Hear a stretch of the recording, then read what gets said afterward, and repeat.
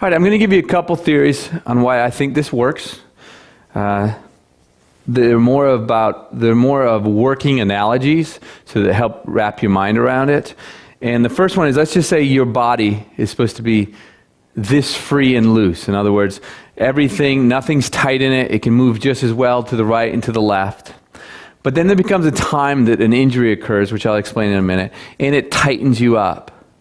Now, what's really neat about motion is all you have to do is go into, like, for example, if you wonder, I wonder which way I'm tight, you can just go, I'm tight, which means I'm just tightening this up more.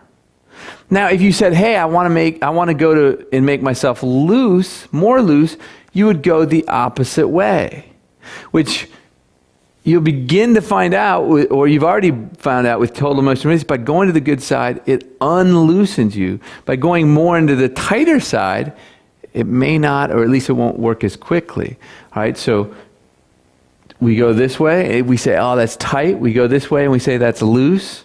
We go to where it's loose. We can also think of things as teeter-totters. All right, so if this is my bad shoulder and it's being pulled downward, all right? If the center point, see, I'm a right-sided, left-sided being, and my center point is my spine, which means it's the fulcrum, like a teeter-totter, the middle point. So if this is like this, that means I have to put more weight over here to bring it back into balance. I can then twist it this way, right? I'm twisted and torqued this way. Well, to bring it back out, the spine is actually torqued this way. All right, well, to make it to go the other way, we go this way. What we've been doing in traditional therapy and traditional pain relief is going more into what hurts. Kind of an odd concept. As you do this more and more, you say, that doesn't seem to work as well typically, and it's not as quick, and that's faster and it's comfortable. Right, so that may help you. And the other thing is, if I pulled your shirt this way, right, because you're being pulled tight that way from an injury, would it make sense to pull it back this way? So those are analogies, and a lot of people use those. Now, I'm going to get a little bit more mechanical in the sense of, if you were a deer in the woods, and you sprained your back right leg, and so usually I get down on the ground, but so I've sprained my back right leg, this one, so I pick it up. Well, what happens to the other three legs as I walk? They're taking more weight, correct? So if you're a deer in the woods and you get hurt, you stop weight bearing as much on that one, or you only weight bear as much as you can tolerate without pain, and you put more weight on the other three. So my question to you, could you figure out a way to make it heal quicker? All right, let me step back for just a second before that, though. What is making that back right leg heal? And when I ask that in class, people say, not using the right leg. And I go, that's part of it. What's the other part of it?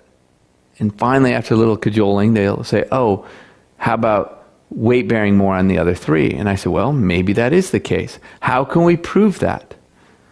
And so I say, what if we put a lot more weight on these three and we see if it heals quicker?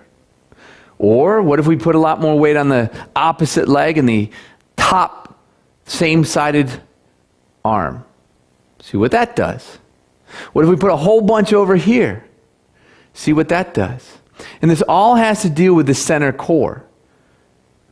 And I'm going to tune into this in 1 second. But let me equate that now to us. If I have my center of gravity, my core, center of balance sitting right here, and I sprain, I twist and I fall on my right ankle, right? Well, the fall going through my whole body, the idea, the right ankle was just the weak link in the chain. It's the one taking on the symptoms. It's done its job, and it was doing other people's jobs it couldn't, because maybe somebody was blocked, something was moved, and that overloaded itself, and it felt the pain. All right, so now we're hurt, and what's happened is that leg spasms up, and our center core, which sits here, gets shoved down towards that leg. All right, at least it's getting pulled. All right, so now people will say, but Tom, how come I'm weight bearing a lot more on the left side? Why is that not getting me all better. And I said, well, it's getting you better, not all the way, because of you've weight bared more on the left side, and it's brought you back to midline, but you haven't done enough in the upper body to bring it back to center. And let me show you what I mean there. And again, this is for those of you who enjoy this type of maybe mechanics of the way it works. And so let me just look at it here. So here you have, you actually have the x-axis, you actually have the y-axis, if you're mathematical, and you've got z-axes, which are your rotational axes. So you can tell here, your arms are related to your legs. They're diagonal cross-sections of them. So what we do here is being felt, oop, you can't see that. What we're doing, let me pull away for a second. So when we make a move like this, that is pulling throughout our system down into right leg to left leg. This one's pulling from left arm to right leg. Okay? This one we go like this is pulling down to the opposite, or to the same side, but it's top to bottom.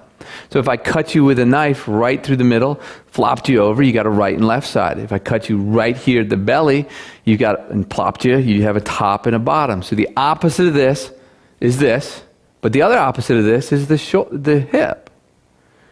Right now, there's one more, the diagonals. If I cut you with a sword, right there, the opposite of this now becomes this.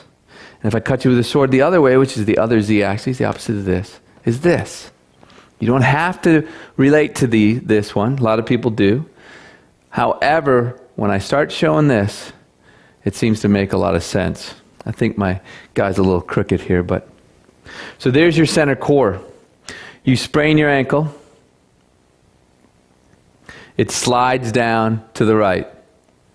All right, or it's being pulled down that way. So when you weight bear more on the left side, it gets shoved to the midline, but it did not put it back in center. That's why you still are feeling pain and discomfort or whatever it is you're feeling. So what we need to do is weight bear on the left, bring it back to midline, and then pull it either maybe with the trunk or the arms to bring it back up. That's one way. The other way is maybe just by doing the complete opposite shoulder, we can pull it right back up and boom, it gets better. So those of you who've gotten better with an ankle by doing an arm, you'll know why. And maybe we could go a little more on the arm on the same side, and then we could use the arm in the leg on the other side. So it becomes this huge proponent of getting the right direction of the other three to pull that back up. And you do that by motion testing. All right, and so that's the theory that I've held. It seems to hold nicely. I don't need to enter into nerves and a lot of other research stuff that may people want to pull into it. Because a lot of people say, hey, you're using nerves, you're using fascia, you're using this. This is something mechanical, and what's nice about this is you simply have to pre-test. You have to then do something, which is your treatment, and you post-test, and you say, hey, did it work, did it not work? Okay, how can I adjust that? How can I make it better? How can I use the rules to success to see whether I can make it even better? All right, so I hope that helped. And there's my theory, and as I tell my class, and I'm sticking with it until something better in my mind comes up, because this has taken years to kind of slowly digest. And there's another thing out there called biotensegrity. So if you want to go to biotensegrity.com, this really underlies the whole concept, but I don't want to go into that detail.